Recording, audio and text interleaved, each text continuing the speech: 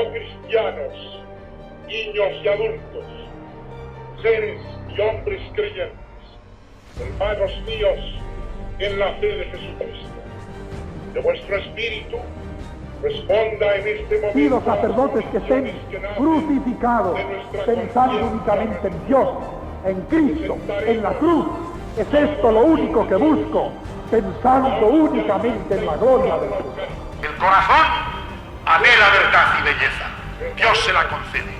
Los hombres tenemos que trabajar para encontrarla tal como está. El aire, la tierra, el agua están llenas de amor, el amor de Dios. El combate por la justicia y la paz dentro del sentido cristiano de la vida será el primer fruto de un amor que comienza. En este segundo día de nuestro cursillo, siempre con la mente y el corazón dirigidos a don Marcelo, que ha sido un poco el que durante estos 2 días ha guiado nuestras reflexiones y nuestra memoria, pues vamos a concluir, como digo, con 2 ponencias, una ya como colofón de todo el homenaje a don Marcelo, referida al tema muy importante en su vida y en su ministerio de las vocaciones y los seminarios, ya digo, una faceta destacadísima en la vida de don Marcelo y de la cual nos va a hablar ahora el señor arzobispo de Oviedo, don Jesús Sanz.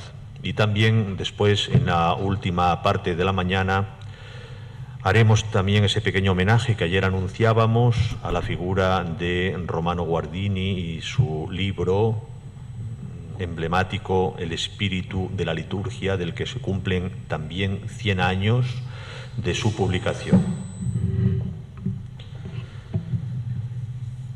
Esta charla primera de este primer día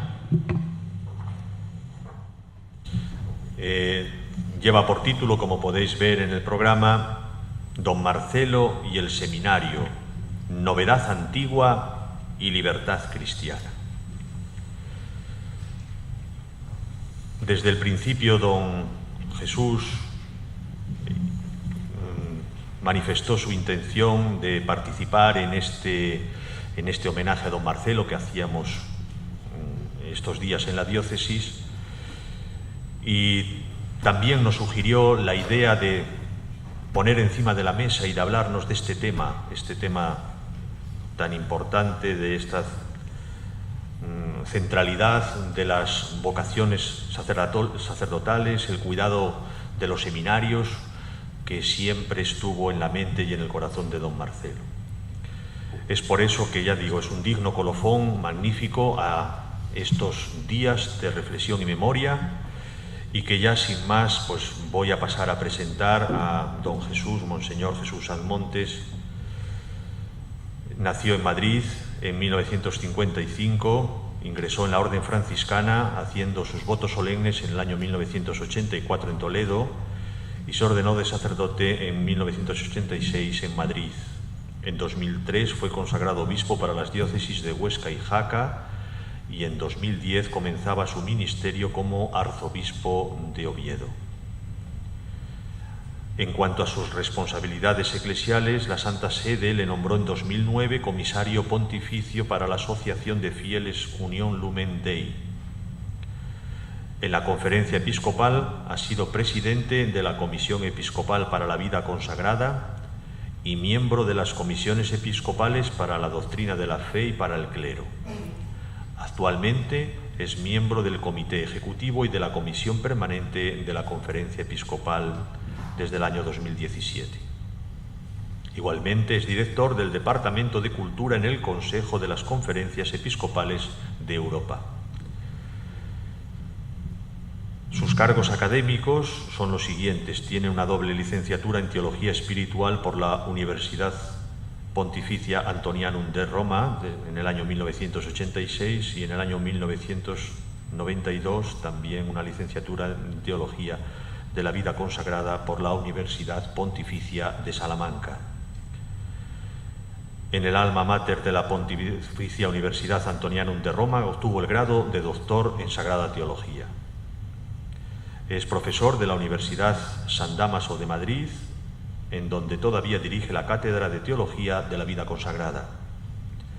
Fue director de la Revista Franciscana de Pensamiento, Verdad y Vida y miembro del Consejo de Redacción de la Revista Internacional de Teología Comunio.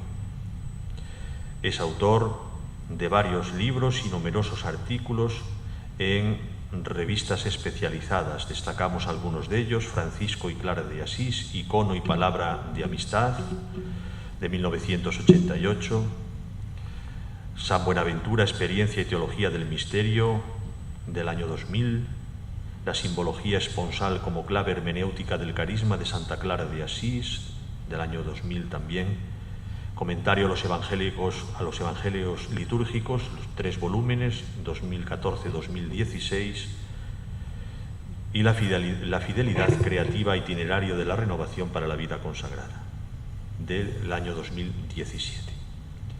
Así pues, damos ya, por tanto, la palabra a don Jesús con esta ponencia, don Marcelo y el seminario, Novedad Antigua y Libertad Cristiana.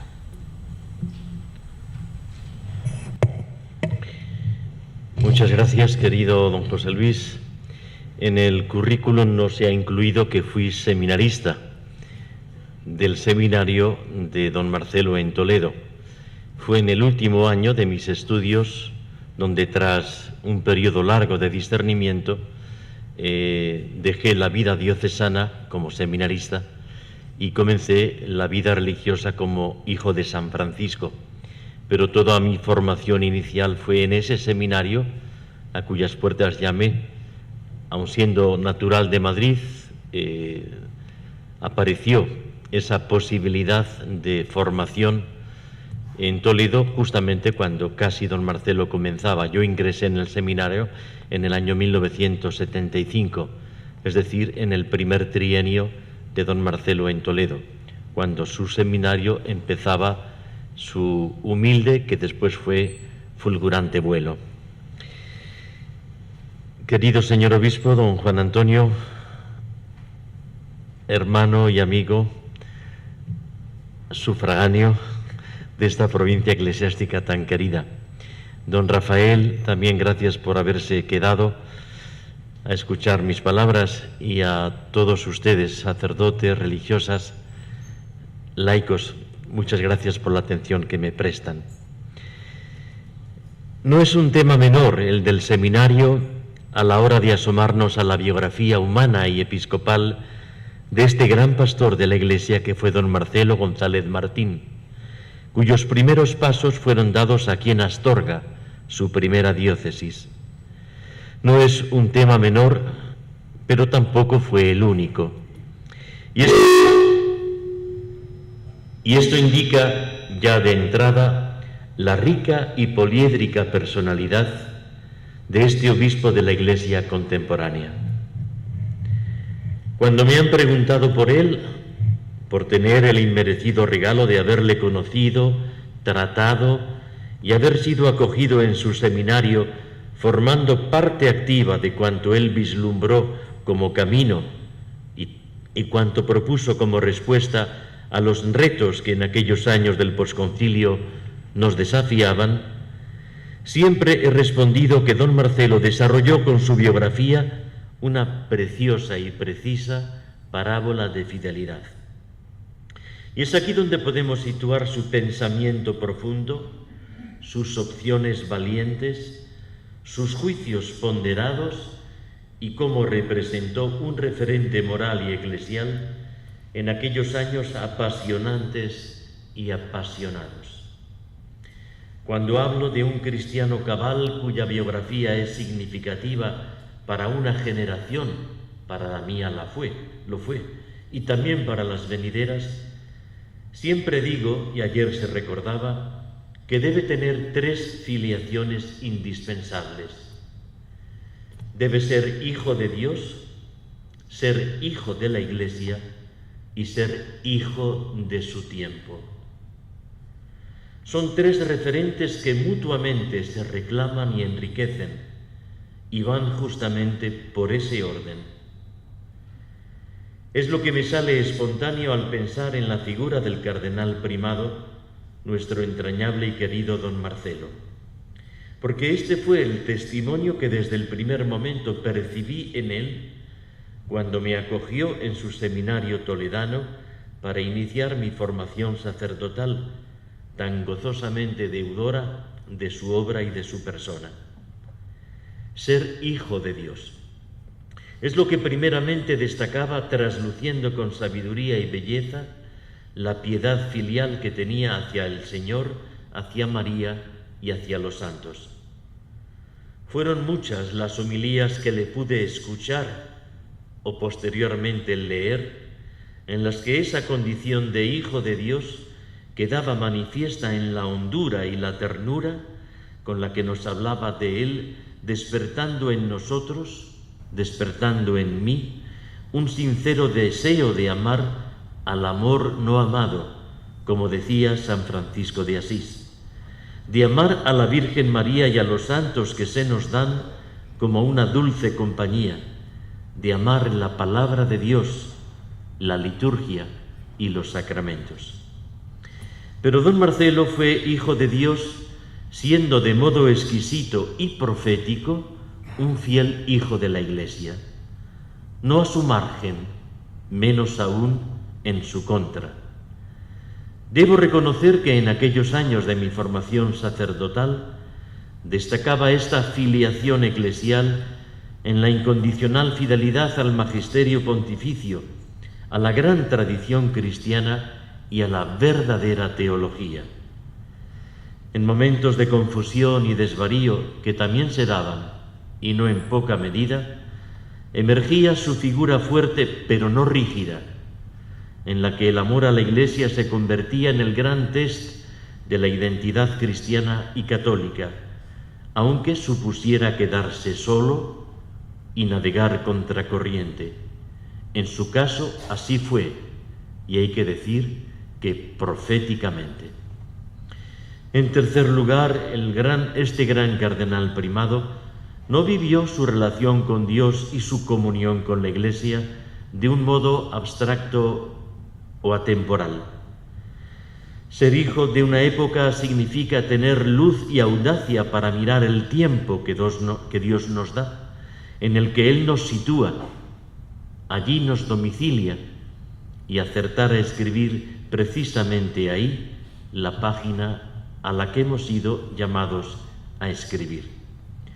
Es aquí donde veía yo al hombre responsable y libre que jamás tuvo miedo de ser profeta impopular, ni tuvo la pretensión de granjearse el aplauso de la lisonja fácil. Las contradicciones de una cultura emergente, la ambigüedad de unas políticas familiares o educativas, o el ataque frontal al cristianismo desde leyes en diversos gobiernos políticos, hizo de don Marcelo un respetuoso rebelde evangélico ante el absurdo, el sinsentido y la confusión manifiestas. Mi estima personal y la deuda que tengo con este gran hijo de la Iglesia se ha ido acrecentando con el tiempo, según iban transcurriendo los años e iba teniendo una perspectiva más precisa de lo que supuso su figura en un momento muy delicado de la historia de España y de la historia de la Iglesia. Y según iba adquiriendo su verdadera dimensión, lo que para mí supuso haber pasado por aquel seminario que él concibió, impulsó y vio fructificar. Yo formo parte de esta epopeya. Fue uno de los obispos que participó en las sesiones del Concilio Vaticano II. Ello le valió ser un intérprete e introductor de la sabia doctrina conciliar. Muchos apelaban al Vaticano II para encontrar ahí un extraño pretexto que avalase los proyectos que ese gran concilio nunca tutelaba. En nombre del Vaticano II se han escrito, se han dicho y realizado tantas cosas inexactas o incluso falsas, como luego ha ido demostrando la historia reciente. Pero don Marcelo no fue un teórico de las ortodoxias, sino que tuvo la rara virtud de amar apasionadamente a Dios y a su Iglesia, sin hacerlo a costa de los hombres. Así se explica su excelente formación humanística y teológica, que se plasmaba en su cualidad bellísima de saber hablar, escribir, con hondura, con unción y hasta con arte, dejándote siempre en el corazón oyente una siembra de bien, de verdad y de paz. Pero juntamente con esto estuvo atento también a las necesidades de los pobres, de aquellos años difíciles de una larga postguerra nacional y más tarde europea también. Allí en el Valladolid de sus primeras andanzas sacerdotales ayudaría a construir nada menos que una barriada popular para beneficio de los más desheredados, como también hizo posteriormente como obispo de Astorga aquí, o luego arzobispo en Toledo, propiciando viviendas populares para familias en dificultades o la creación de albergues para los más pobres y orillados por la sociedad y por sus propios errores. Su lema episcopal hablaba precisamente de esa pasión del Señor por los últimos, que don Marcelo no dudaría en asumir también de un modo preferencial. Pauperes evangelizzantur, los pobres son evangelizados. No se limitaba a darles un pan o unos derechos sin la gracia de Dios y su evangelio, como tampoco les dio solo el evangelio sin darles al mismo tiempo el pan. Se volcó con los pobres para anunciarles de tantos modos la esperanza de Dios y de su Iglesia. Estamos pues ante una figura que no se deja reducir a la foto fija y grisácea de quien le encasilla en los estereotipos desde claves políticas intra o extraeclesiales. Los pudimos ver y aún hoy se leen esos clichés en no pocos obituarios cuando falleció don Marcelo en el año 2004. Pero son los retratos clásicos que responden al prejuicio ciego de quien es incapaz de contemplar la humilde verdad, que responde al caleidoscopio divino cargado con toda la escala cromática que solo el Espíritu de Dios es capaz de pintar y de brindarnos. Esta era la introducción y vamos ya a la cuestión de la ponencia que se me ha pedido. El seminario y su centralidad no es una cuestión menor ni secundaria. No es un tema al margen que no tenga importancia en la vida de la Iglesia. Lo decía conmovido el Papa San Juan Pablo II en ese testimonio que nos dejó al cumplir su 50º aniversario de ordenación sacerdotal. He pensado también, decía el Papa Santo, en tantos jóvenes seminaristas que se preparan al sacerdocio. ¿Cuántas veces un obispo va con la mente y el corazón al seminario? Este es el primer objeto de sus preocupaciones. Se suele decir que el seminario es para el obispo la pupila de sus ojos. El hombre defiende las pupilas de sus ojos porque le permiten ver. Así, en cierto modo, el obispo ve su Iglesia a través del seminario, porque de las vocaciones sacerdotales depende gran parte de la vida eclesial. La gracia de numerosas y santas vocaciones sacerdotales le permite mirar con confianza el futuro de su misión.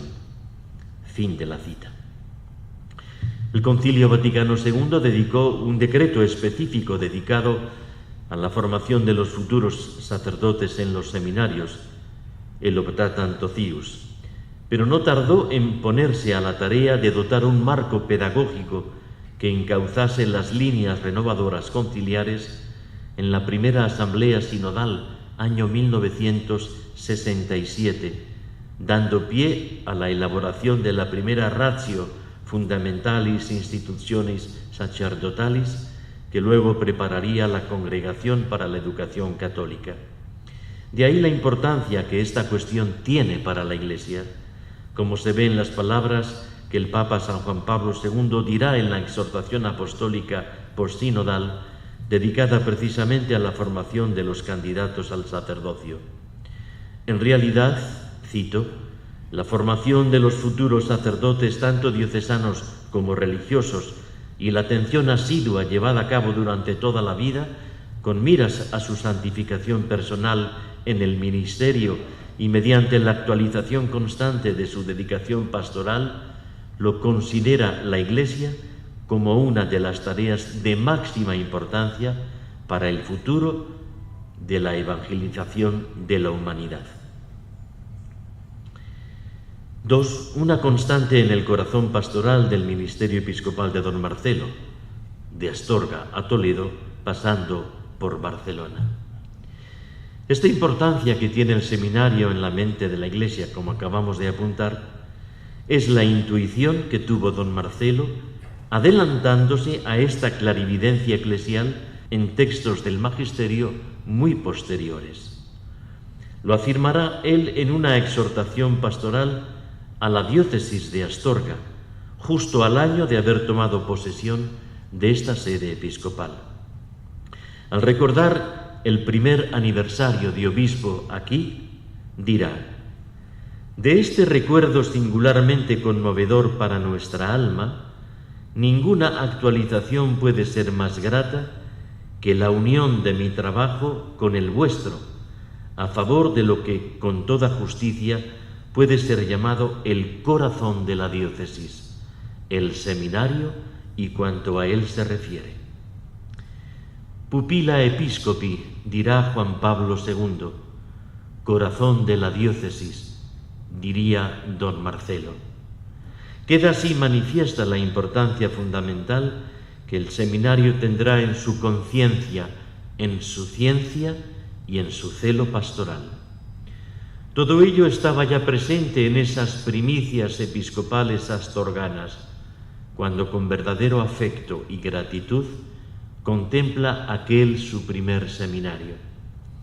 Este viejo seminario, decía él, primer centro docente de la ciudad de Astorga, ha visto entrar y salir por sus puertas a miles y miles de jóvenes, hijos de nuestras tierras, no todos los cuales llegaron a la cumbre del sacerdocio, ciertamente, pero sí los suficientes para que en valles y montañas, en los pueblos del llano y en las aldeas de alturas casi inaccesibles, la cruz del Señor y con ella la fe, la caridad y la esperanza tuvieran siempre adoradores y practicantes fervorosos.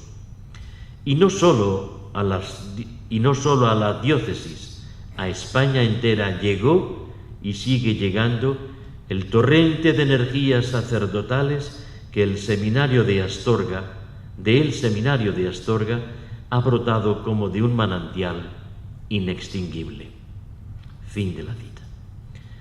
Bajaban ya turbias algunas aguas en aquel inmediato posconcilio por el modo con el que algunas interpretaciones del Vaticano II introducían confusión por una lectura sesgada del mismo, tantas veces deudora de una ideología contraria a la fe y a la tradición de la Iglesia. No tenía miedo don Marcelo a las urgencias de verdadera renovación, también en lo tocante a los seminarios, que introducía el concilio, aunque ésta supusiera una revisión de tantas cosas que habría que ir actualizando. Así lo decía él en una sentida carta pastoral escrita sobre el seminario de Barcelona, afirmando con ojos de profeta que el dolor que se experimentaba ante el reto de un cambio en la comunidad cristiana había acompañado y acompañaría durante tiempo a la Iglesia, pero, cito, no es síntoma de muerte, sino de nacimiento y vida. He dicho muchas veces, afirmaba don Marcelo, y lo repito, apoyándome en la experiencia directa del concilio que personalmente he vivido, que todos tenemos que rectificar mucho. Todos. Y rectificar no es acusarnos unos a otros polémica y agresivamente usando frases conciliares, previamente seleccionadas conforme a nuestros gustos personales. La rectificación de que se trata obedecerá a una moción del Espíritu Santo, que es la que en el concilio se ha producido, para que todos seamos mejores y más llenos de Dios, o del contrario, no será rectificación cristiana ni evangélica.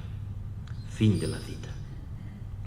De ahí venía a la concreción en la que él estableció su reflexión serena pero crítica ante lo que estaba sucediendo en nombre del concilio, sin estar en el espíritu ni en la letra del Vaticano II.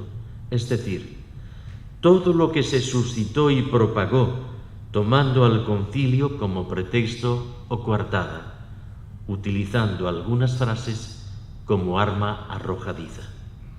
Por eso se detuvo ante este horizonte para indicar lo que él quería subrayar en esa comunicación a sus fieles barceloneses.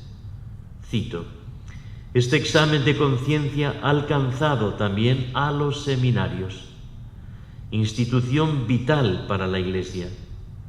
En realidad venía haciéndose ya en los años anteriores, porque el problema ya existía. El concilio no ha inventado una problemática por mero afán de discutir. Al aula conciliar ha llegado lo que estaba en el ambiente, es decir, lo que en el conjunto de la vida de la Iglesia era dificultad sentida, actitud reclamada o pensamiento que se abría camino para orientar e iluminar. Fin de la cita. Esta era la clarividencia de don Marcelo, tanto en Astorga como en Barcelona. Tan clara era esta certeza que señalará posteriormente al inicio de su ministerio episcopal en Toledo, como luego veremos. En definitiva, en el seminario intuye don Marcelo que está una de las piedras miliares de cualquier edificio de auténtica reforma que pueda proponerse una diócesis para ser fiel a Dios en la encrucijada concreta de su historia. En el punto 3 voy a decir solamente una cosita y evito leerlo por completo. Entre la apariencia vistosa y la humilde realidad.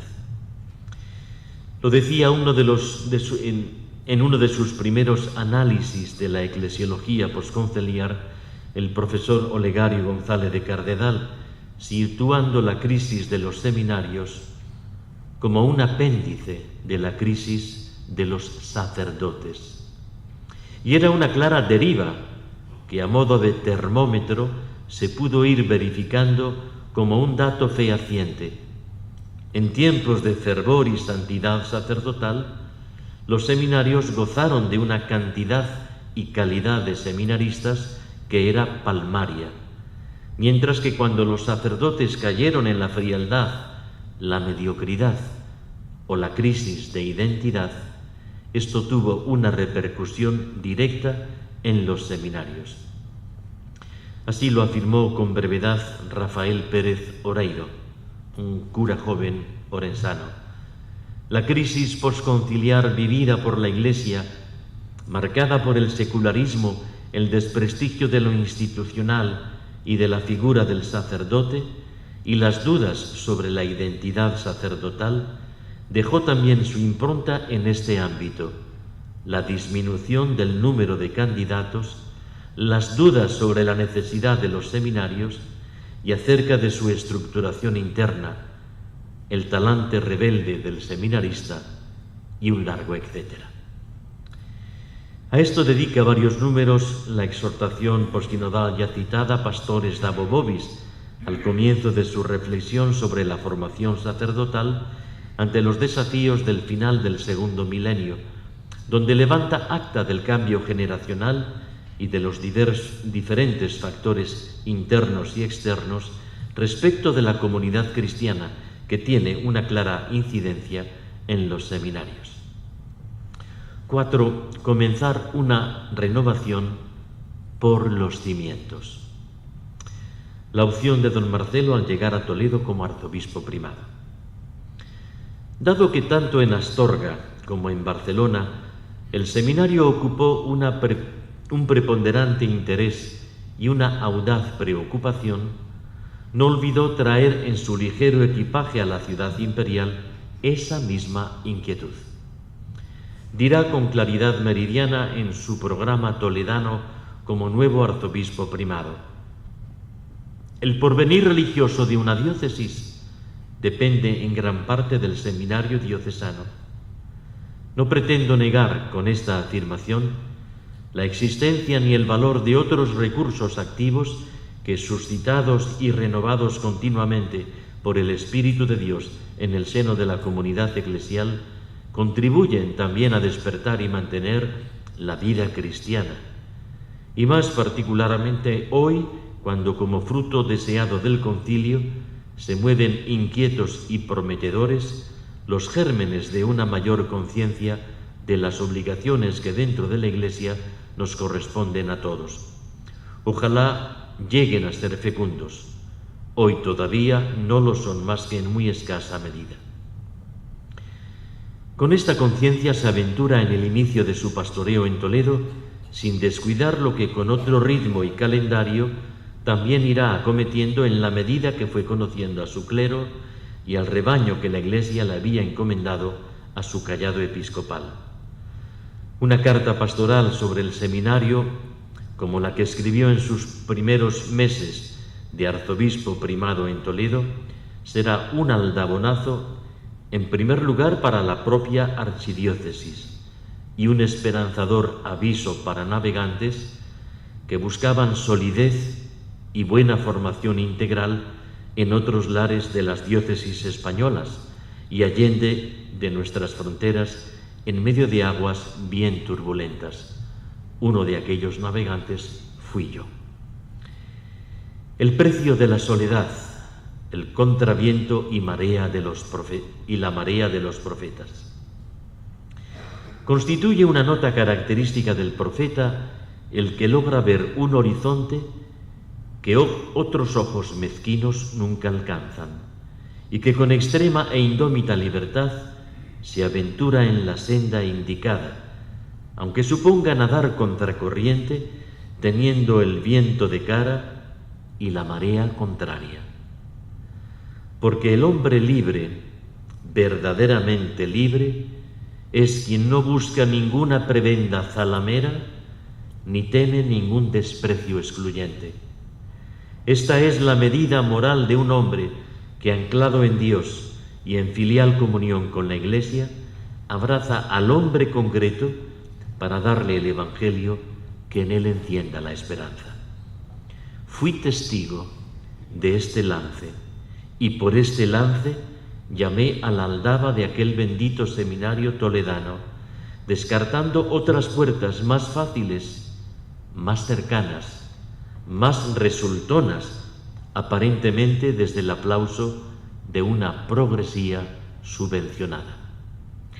Y esto fue lo que me impulsó a venir a su encuentro, reconociendo en ese hombre al pastor audaz y libre, que, fiándose de Dios y secundando la verdadera renovación que proponía el magisterio de la Iglesia, no tuvo cálculo a la hora de pagar el precio de la soledad con la que tantos le pasaron factura, y aquí lo digo con discreción, empezando por los propios hermanos más de casa dentro de la Conferencia Episcopal Española.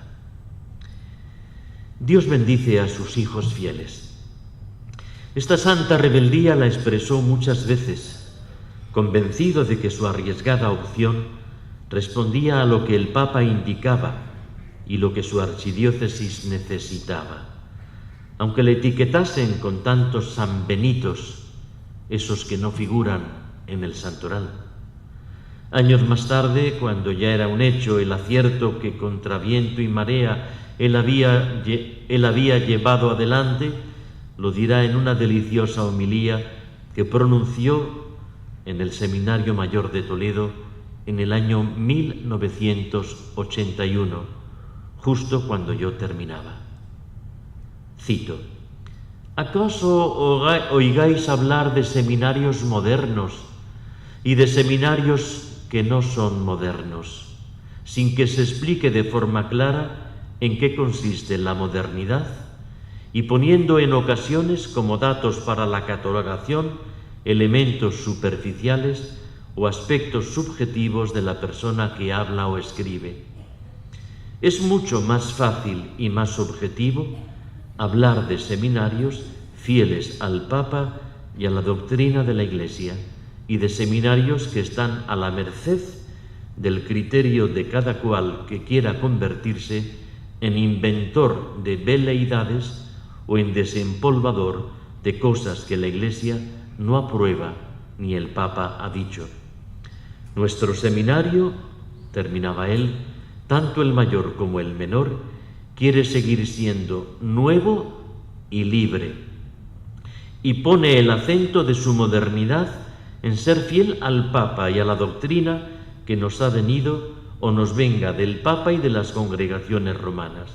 Esta fidelidad al Papa y a la doctrina de la Iglesia tiene la modernidad imperecedera de la gracia de Dios. Contando con esta fidelidad, hemos de agudizar el ingenio con los medios más modernos que podamos tener en cada caso para despertar o avivar en todos el amor a Jesucristo y a su Iglesia y el deseo de que se conserven a su servicio para siempre. Fin de la cita. Un seminario nuevo y libre, todo un programa. El análisis sereno de una crisis real entre la vitalidad y la convulsión.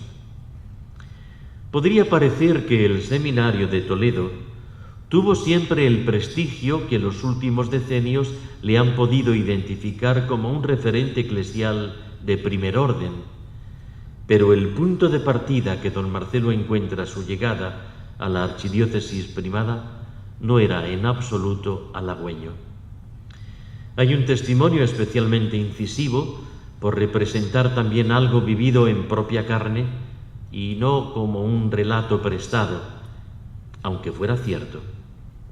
Me es grato ceder la palabra al testimonio de Monseñor Demetrio Fernández González, actual obispo de Córdoba, que nos dibuja la opción serena llena de vitalidad que hace don Marcelo a partir de una crisis convulsa con la que él se encuentra al llegar a la archidiócesis. Cito: cuando se habla del seminario de Toledo normalmente se piensa que éste gozaba de cierta vitalidad a la llegada de don Marcelo a Toledo en 1972. No es así. La crisis del inmediato posconcilio, que no tenía nada que ver con el concilio, había dejado el seminario de Toledo en trance de extinción. Son mis años de seminarista, dice don Demetrio, y soy testigo de todo aquello, como lo soy también de la gran obra realizada por Dios en las décadas posteriores. El seminario de Toledo estaba a punto de cerrarse por la desbandada de seminaristas que no veían un futuro de entusiasmo para su posible vocación. Se proponía el celibato opcional, el ministerio a tiempo parcial por parte de funcionarios civiles que dedicaran el fin de semana a esas tareas. Se presentaba un ideal de sacerdocio que no podía ilusionar a ningún joven. Las autoridades académicas civiles acudieron al nuevo arzobispo para pedirle el gran edificio del seminario para levantar un centro universitario que necesitaba la ciudad de Toledo. Don Marcelo respondió que el edificio del seminario se quedaría pequeño para albergar a los seminaristas que habían de venir, como luego así fue. Cuánta esperanza en el corazón de este hombre. Sus ojos no veían más que ruinas. Su amor a la Iglesia, por el contrario, divisaba un futuro pletórico de frutos en el campo vocacional. Dar sacerdotes a la Iglesia constituía para él una verdadera obsesión, y se puso manos a la obra, publicando su célebre pastoral, Un seminario nuevo y libre, más sacerdotes o más seglares, del año 1973. No faltaron dificultades de dentro y de fuera de la diócesis. El giro que don Marcelo imprimió fue criticado por propios y extraños. dimisiones, plantes, notas a la prensa. Le dejaron solo en muchos sentidos, pero él sentía con la Iglesia, con el Papa, con su magisterio y con el verdadero Vaticano II, a costa de ser tildado con todos los adjetivos con los que hoy, como ayer, se califica a quien quiere ser fiel a la Iglesia. Tampoco le faltaron, hay que añadir, excelentes colaboradores, buenos profesores, santos directores espirituales, prudentes superiores formadores para su seminario. Don Marcelo sufría y amaba en silencio, marcando claramente una pauta que tantos y tantos han sabido agradecerle entonces y después. Ante la situación agónica imperante, su opción por la novedad eterna y la libertad cristiana. Un seminario nuevo y libre. Son dos binomios que indican toda una propuesta que se rinde a una provocación, como si una novedad no pudiera tener por definición ninguna solera que la haga antigua, una novedad antigua, o como si una libertad pareciera incompatible con el relato cristiano, una libertad cristiana. Y sin embargo, sin engaño falaz ni trampa demagógica, lo que se deriva del cristianismo es una continua paradoja donde se concilian de modo sorprendente y bello, lo que permite que nazca una saludable provocación que nos abraza y a la postre nos salva. Quien pierde lo que no cuenta, solo él conserva lo que es perdurable. Quien muere a lo caduco es quien vive eternamente. Y así podríamos ir reseñando las distintas paradojas con las que Jesús fue contando la buena nueva para admiración de los humildes y desesperación de los prepotentes.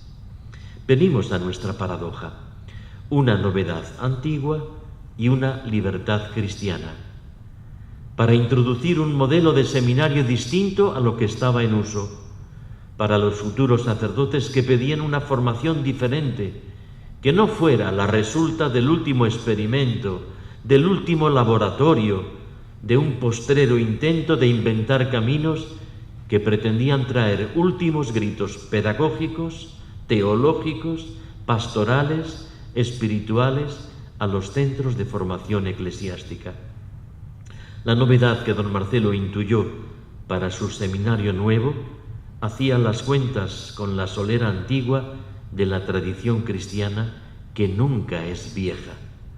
La libertad que don Marcelo quiso imprimir a su seminario libre tenía que ver con la rebeldía cristiana de quien no se deja llevar por la corriente de la masa que termina por caducar antes de que despunte la mañana. La propuesta concreta y ordenada para responder a los retos.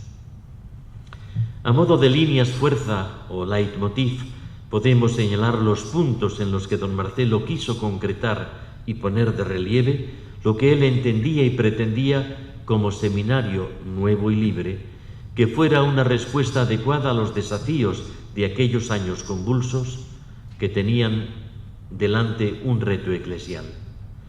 Nos valdremos de una síntesis apretada y preciosa que hará él mismo en una homilía programática al respecto durante la apertura del curso del Seminario Conciliar de Toledo en aquel 1972, su primer año como arzobispo, antes de escribir la célebre carta pastoral, un seminario nuevo y libre, solo un año después. Punto 1. Una vida centrada en Dios. Podría parecer que este primer dato huelga recordarlo, en base a su intrínseca obviedad, pero la historia nos enseña que las cosas importantes jamás han de darse por supuestas, porque corren el riesgo de olvidarse o banalizarse. De modo que la vida centrada en Dios es el principio y fundamento de ese sólido edificio que se quería levantar sobre la roca de la gracia y la libertad, este gran binomio de la antropología cristiana. Así lo decía don Marcelo en esa célebre y breve homilía. Esperamos y pedimos, y en cuanto sea preciso mandamos, en el ejercicio de nuestra responsabilidad, que lo primero que se atienda para la formación de nuestros alumnos sea su vida religiosa y sobrenatural. No basta hablar de la vida cristiana. Es necesario cultivar esmerada e intensamente todo lo que tiende al normal desarrollo de las virtudes específicas y singulares de una vida sacerdotal. La oración mental y personal en silencio, la liturgia y sacramentos, la profunda piedad eucarística centrada en el sacrificio de la misa y sobre la presencia del Señor en el sagrario, el culto y devoción a la Santísima Virgen María como lo pide la Iglesia, la confesión frecuente y dirección espiritual, la obediencia amorosa a la jerarquía de la Iglesia, la caridad y fraternidad sinceras, la castidad y pureza de costumbres como oblación a Dios y los afectos humanos en señal de voluntaria y plena unión con Jesucristo, la pobreza y el sacrificio a semejanza de Jesús pobre en Belén, en Nazaret y en su vida pública hasta la cruz cuando muere despojado de todo.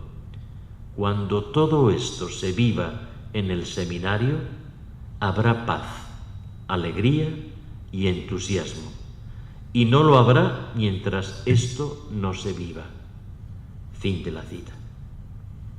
En segundo lugar, con una formación teológica sólida. Eran años de hondas veleidades doctrinales en corrientes teológicas, en el campo dogmático, moral, exegético, con todas las consecuencias que ello tenía luego en la espiritualidad y en la pastoral directa de los sacerdotes.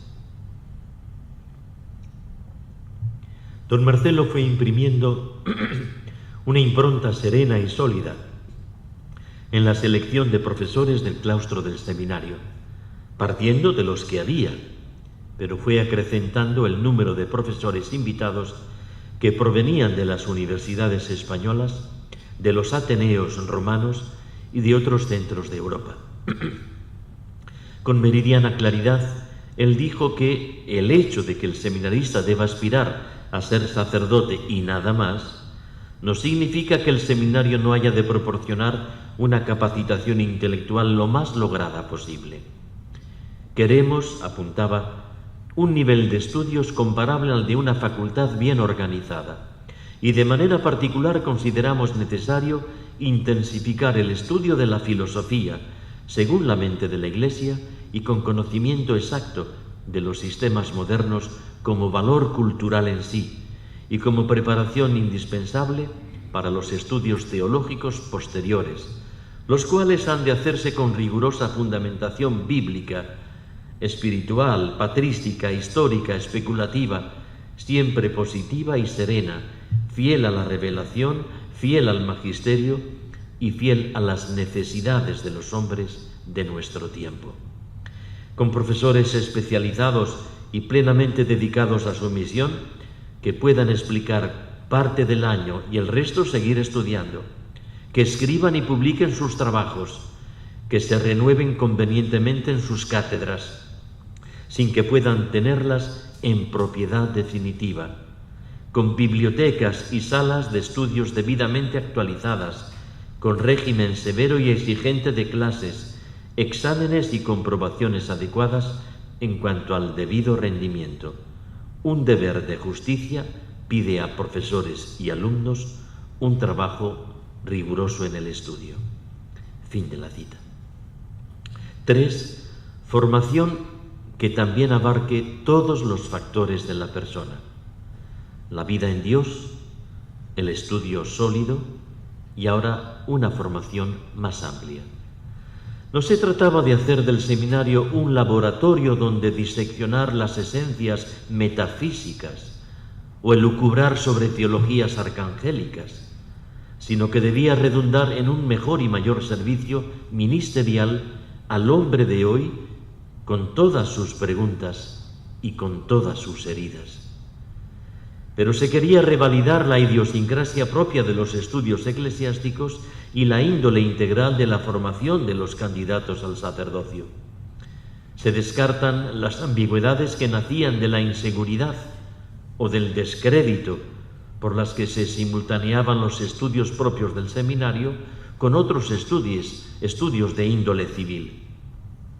Decía don Marcelo con energía clarividente: la institución no debe permitir, lo que no debe permitir es confundir la opción libre con la ambigüedad, la progresiva maduración con las perplejidades que nacen del egoísmo o la falta de una entrega a un ideal.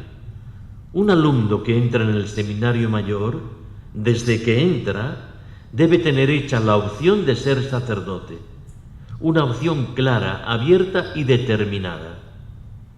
Clara, añadía, no quiere decir que no le surjan dudas después. Habrá que ayudarle a disiparlas. Abierta no significa que esté ya cerrado a otro posible destino en su vida. Día a día lo irá comprendiendo, ayudado por la gracia de Dios y por las reflexiones que la vida sugiere. Determinada no equivale a definitiva. Esta solamente aparece cuando recibe libremente las órdenes sagradas. Pero la determinación de antaño es la que ha madurado por fin hasta convertirse en la donación total de hoy para el reino de Cristo. Fin de la cita. Y era también paradigmática la apertura al talante humano y socializador de un ambiente sano en el seminario. Podía también granjear al futuro sacerdote. No se podía seguir manteniendo el prejuicio de cerrazón claustral para proceder a un aperturismo que fue introduciendo la permisividad que mundanizó y secularizó hasta lo más sagrado. En este sentido, don Marcelo recordaba cómo se necesitaba una formación también integral en lo que respecta al mundo afectivo y relacional.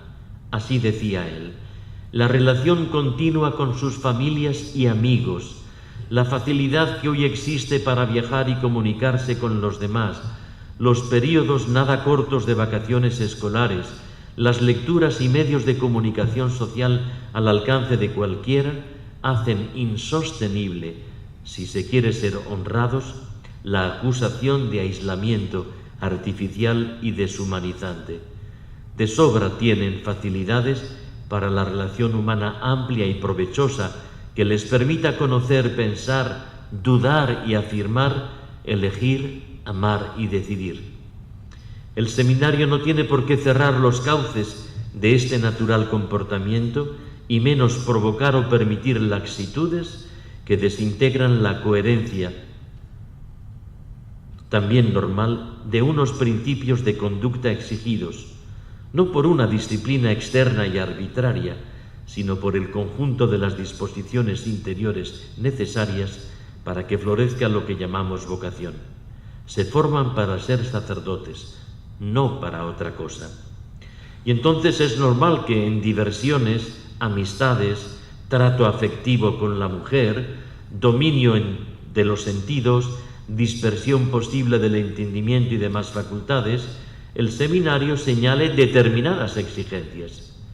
Si no queremos invocar otros motivos, podemos apelar a uno: la lealtad, que de eso se trata, de ser leales a una iniciación libremente aceptada para entregarse mañana a un ministerio absorbente que les va a reclamar todo cuanto tienen. 4. En comunión filial con la Iglesia. Don Marcelo no fue un iluminado que se inventó en torno a los seminarios una problemática y su genial solución, sino que fue secundando su propuesta al hilo de lo que la Iglesia iba indicando. El Papa Pablo VI marcará en su magisterio una línea clara de renovación de la vida sacerdotal y de su preparación adecuada en la formación inicial que se ofrecía en los seminarios. Era el desarrollo lógico y coherente de cuanto al respecto había ya indicado el Optatantocius. Ha recogido todo este amplio bagaje documental y magisterial del Papa Montini el estudio que realizó hace años José Luis Gutiérrez García sobre el legado de Pablo VI, dedicando unas claras y pedagógicas páginas al asunto de las vocaciones y los seminarios. Para poder entender la fidelidad de don Marcelo a lo que la Iglesia, en su más alta instancia, marcaba para los seminarios, hay que ver cómo se acompasó lo que decía el Santo Padre en aquellos años y lo que impulsó teórica y prácticamente el arzobispo de Toledo. Se señala con preciosa síntesis lo que Pablo VI apuntó como camino en los 3 goznes irrenunciables de la preparación adecuada al sacerdocio. Cito: la fórmula concentrada apunta al triple estrato de la formación sacerdotal. La primera es la espiritual, esto es, la que tiende a enriquecer la vida del alma del estudiante y a crear en éste el hábito de la intimidad creciente con Dios, del conocimiento y amor a Cristo, y a fomentar el necesario ejercicio de las prácticas de las virtudes. El segundo nivel corresponde a la formación pastoral, o lo que es igual, el estudio, la asimilación y práctica de los criterios que han de capacitar al seminarista para servir mejor al mundo a la luz de la revelación, del magisterio y de los documentos del Vaticano II. Y el tercer elemento es el doctrinal, el de los estudios que han de servir para arraigar al candidato en la fe católica y en el afán correcto por adaptarse a las necesidades justas de los tiempos. 5. Con una apertura sacerdotal al mundo. El seminario de Toledo, que don Marcelo impulsa y plasma, no es un claustro encerrado en sí mismo, como quien preserva de modo asustadizo a los futuros sacerdotes de lo que es el mundo y la historia, a los que luego serán enviados apostólicamente. Una cosa es cuidar el espacio donde crecer con hondura interiormente e intelectualmente, y otra es encerrarse por miedo o desdén a cal y canto. Esta generosa actitud de apertura ya estaba presente en sus primeros pasos episcopales aquí en la diócesis de Astorga. Sorprende el dato, cuya estadística casi duele en la inevitable comparativa, cuando decía en su carta pastoral con motivo del día del seminario al año de haber tomado posesión de la sede Maragata, en la que se proponía llegar a los 1000 seminaristas nada menos. Ayer nos lo recordaba don Rafael Palmero. Dice don Marcelo: cuando todo esto esté logrado, 1000 seminaristas. De nuestro seminario podrán salir cada año 50 o 60 sacerdotes, cada año. Solamente 20 o 25 serán precisos para atender las necesidades de nuestra diócesis, por lo cual los otros 30 o 40 podrán ser enviados de acuerdo con los deseos de la Santa Madre Iglesia y con el propio espíritu universalista de los ordenandos a los diversos campos de trabajo que en el mundo entero reclaman hoy la presencia del sacerdote de Cristo.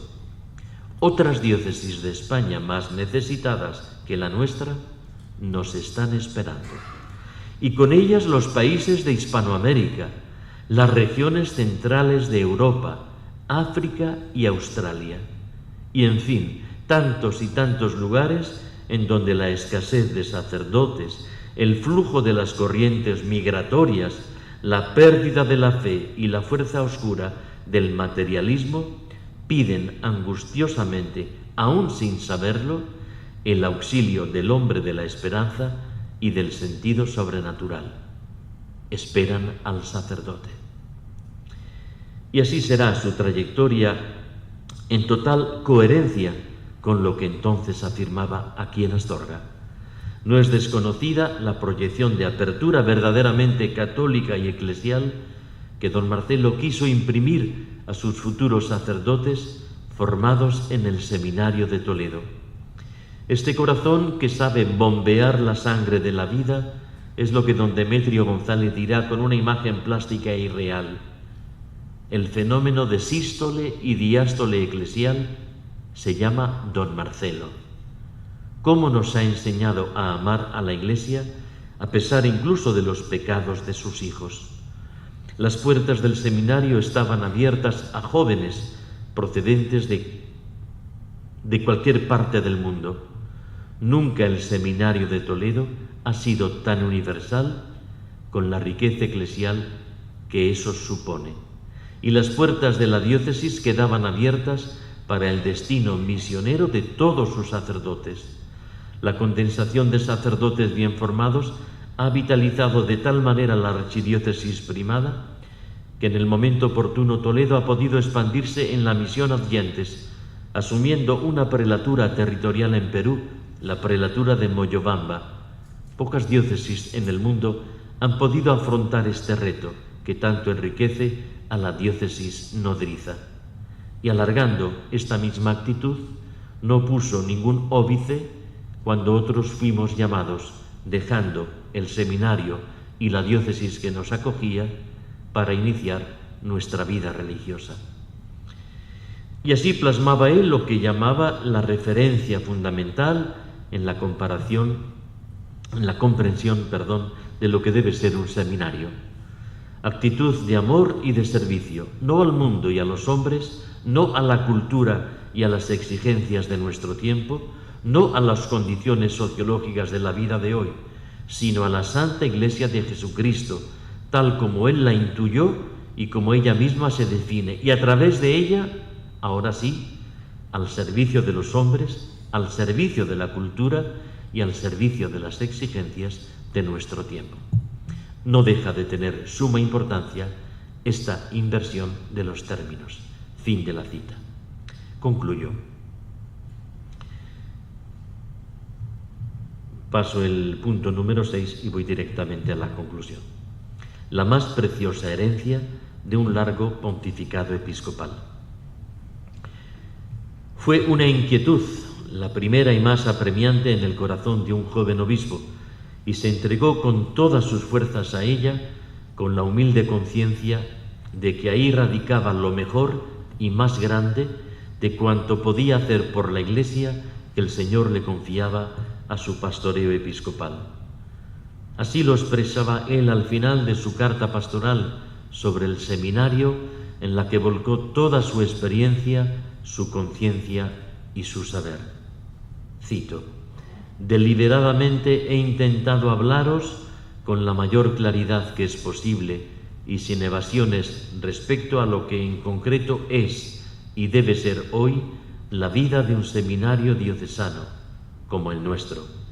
He venido a esta diócesis de Toledo para servir a la Iglesia y pienso que ningún servicio más fecundo puedo prestar que el de mi trabajo ordenado, constante y fiel en favor de las vocaciones sacerdotales y del sacerdocio. El camino de la Iglesia hacia el futuro pasa por ahí. Fin de la cita. Aquella inquietud incipiente ha resultado ser una herencia postrera para bien de la Iglesia universal, comenzando por su propia archidiócesis toledana.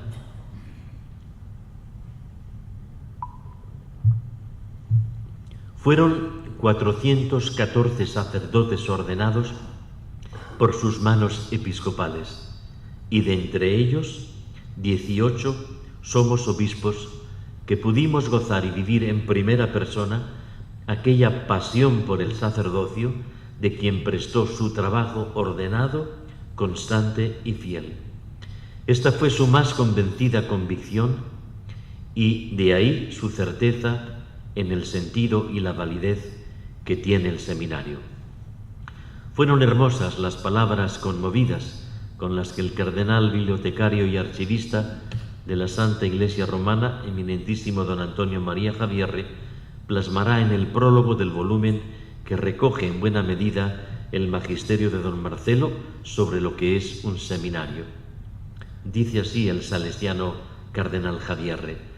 No es un misterio que el seminario constituye la gran pasión de don Marcelo. Nada extraño que los puntos de su pluma rezumen experiencia y transparencia. Conoce a fondo la temática y la elabora con maestría y con suma prudencia. La delicadeza propia de la formación sacerdotal impone cultivar el campo con solicitud y caminar de puntillas para no pisotear la sementera. Siempre estaremos, amigos, en deuda los hombres de Dios, con los hombres de Dios, que el Señor ha permitido que se cruzaran en nuestra vida. Yo al menos estoy en deuda, y San Francisco lo decía con la hondura propia de su propia experiencia. Dice San Francisco que es una gran vergüenza para nosotros que los santos hicieron las obras y nosotros, contándolas, queremos recibir la gloria y el honor. Por eso es una deuda dulce y exigente a la vez, porque estos hombres no representan en nuestra vida un adorno prescindible o un recuerdo prestado, sino que en ellos Dios mismo nos ha querido recordar algo que ya nos fue dicho y que tal vez nosotros habíamos olvidado, o nos ha querido mostrar algo para lo que nosotros también nacimos con nuestra idiosincrasia propia. Al hacer memoria de don Marcelo González Martín, se abre como un reclamo de fidelidad creativa ese modo cristiano de recordar. Las gracias recibidas no son sólo una herencia a no olvidar, sino también una tarea siempre pendiente e inédita.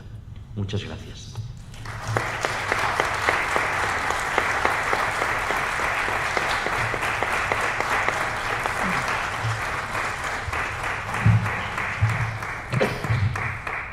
Agradecemos mucho a don Jesús la aportación que nos ha hecho hoy y que completa, como decía al principio, este homenaje que hemos realizado estos días a don Marcelo con motivo del centenario de su nacimiento y centrado fundamentalmente en su paso por aquí, por nuestra diócesis de Astorga, la primera diócesis que él tuvo como obispo. Está claro que si no se hablaba del seminario, su gran pasión, como nos decía don Jesús, su gran preocupación, su gran gozo también y su gran herencia, la figura de don Marcelo hubiera quedado incompleta. Por esto, esta aportación que nos ha hecho hoy don Jesús es un digno colofón, como digo, a estos días y sobre todo al tributo y a la memoria que hemos querido hacer de don Marcelo. Muchos de los que estáis aquí vivisteis el seminario y el paso de don Marcelo por él aquí en nuestra diócesis de Astorga y habéis oído, todos hemos oído, pues también el gran éxito, siempre se ponía como modelo, como ejemplo del seminario de Toledo, tanto en número como en la calidad de la formación que allí se aportaba a los seminaristas. Pues ciertamente que esta obra ingente, grande, que el gran cardenal don Marcelo hizo en favor de las vocaciones, pues ha dado y sigue dando muchos frutos visibles a la Iglesia de hoy. Aprovechamos pues estos momentos que nos quedan antes de realizar la pausa para descansar un poquito, por si queréis hacer alguna pregunta, alguna reflexión, alguna puntualización sobre lo que ha dicho don Jesús, sobre el tema del seminario, de las vocaciones en general.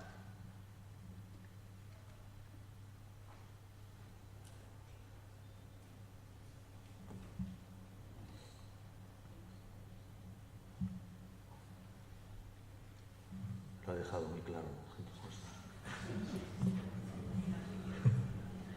El señor rector del seminario. Por alusiones.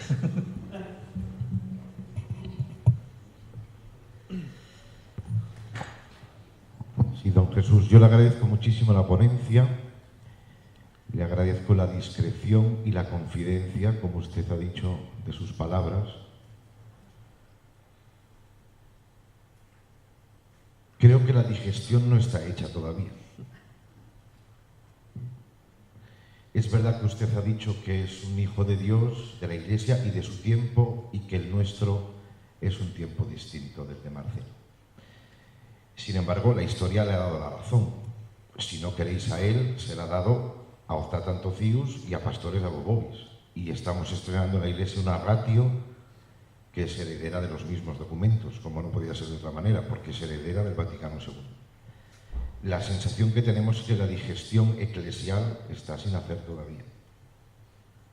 Y que en muchos ámbitos seguimos pegándonos por los mismos tópicos por los que se pegó don Marcelo.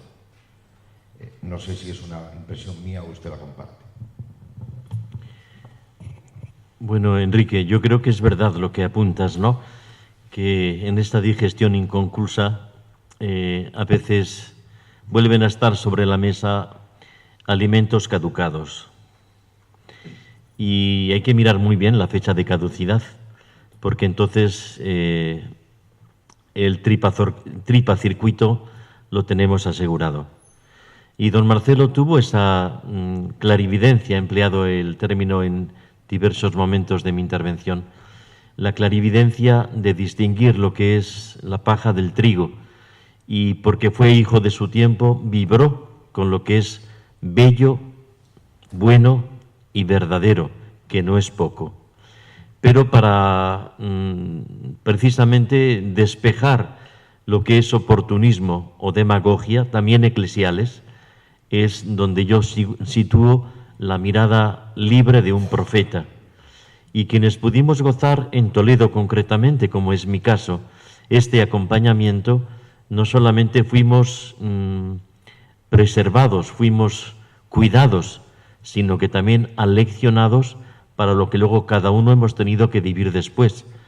Yo, en mi caso, dentro de la vida religiosa franciscana y dentro del ámbito de la teología a la que me he dedicado.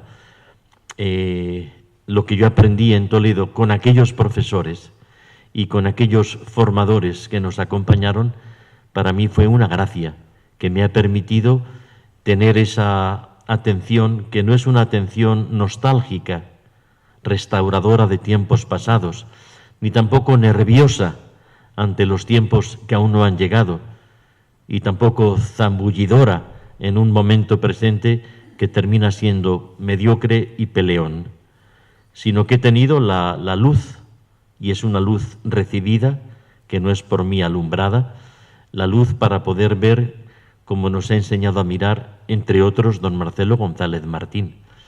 Y si en este momento las aguas pueden estar turbulentas, doy fe que lo están, y si en este momento hay convulsiones que nos zarandean a todos, pues encontramos la certeza en estos hombres. Próximamente, el sábado que viene, Dios mediante, la semana siguiente, va a ser canonizado un profeta, queridísimo Papa como es Pablo VI, otro hombre muy cercano al que estuvo don Marcelo y Juan Pablo II también, que nos han ayudado precisamente en esta pasión y en esta aventura.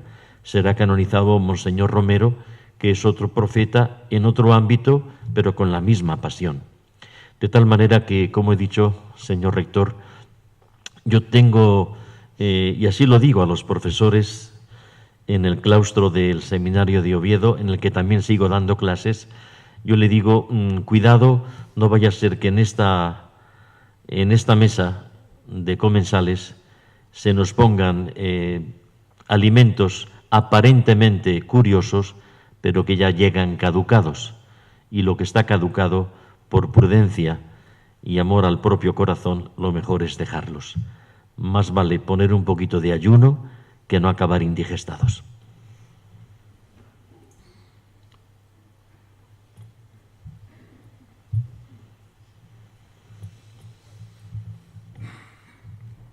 Bueno, pues si no hay ninguna aportación más, pues nos hacemos ahora la pausa y descansamos un poquito para afrontar ya la última parte del cursillo, la última de las ponencias que tendrá don Adolfo sobre el espíritu de la liturgia de Romano Guardini, que verán ustedes cómo este libro en 1918, a principios del siglo XX, muchísimo antes del Concilio Vaticano II, ya lanzaba y aportaba muchas ideas, no solo referidos a la liturgia, sino a la vida de la Iglesia, que hoy estamos viviendo, recogidas muchas de ellas, lógicamente, por el propio concilio.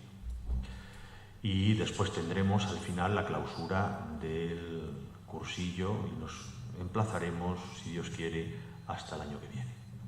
Así pues, descansamos hasta las 12:30. A las 12:30 nos volvemos a ver aquí.